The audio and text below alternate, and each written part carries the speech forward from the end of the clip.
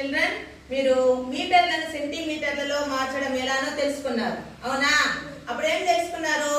మీటర్లు అనేది పెద్ద ప్రమాణం, సెంటీమీటర్లు అనేది చిన్న ప్రమాణం. పెద్ద ప్రమాణాల నుండి చిన్న ప్రమాణాలకు మార్చేటప్పుడు ఏం చేస్తున్నారు? గుణకారం చేస్తున్నారు. ఇప్పుడు మనము సెంటీమీటర్లను మీటర్లకు మారుస్తాం. అంటే చిన్న ప్రమాణాలను పెద్ద ప్రమాణాలకు మార్చేటప్పుడు భాగహారం చేయాలి, సరేనా? ఇప్పుడు చూడండి, 690ని ఒక మీటర్ ఎన్ని సెంటీమీటర్లు? 100తో భాగహారం చేయాలి. 100 ఎన్నిలా? 100 ఆర్ల 600.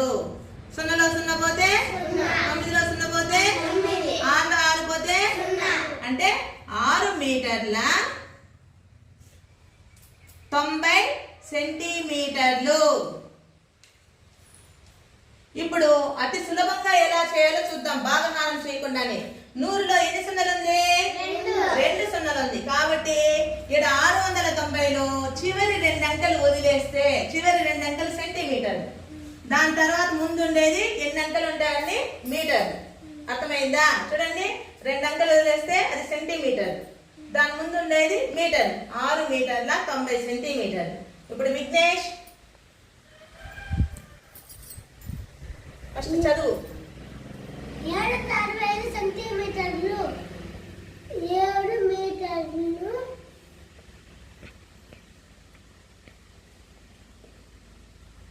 65 సెంటీమీటర్లు 65.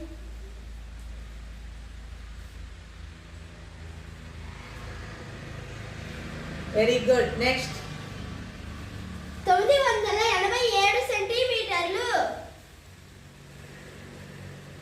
9 మీటర్లు 87 సెంటీమీటర్లు. Very good. నెక్స్ట్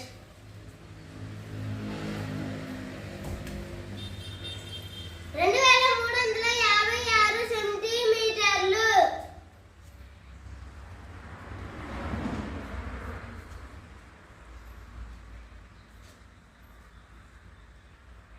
23 మీటర్ల 56 సెంటీమీటర్లు. Very good. నెక్స్ట్ 8075 సెంటీమీటర్లు. బాగా చదువు.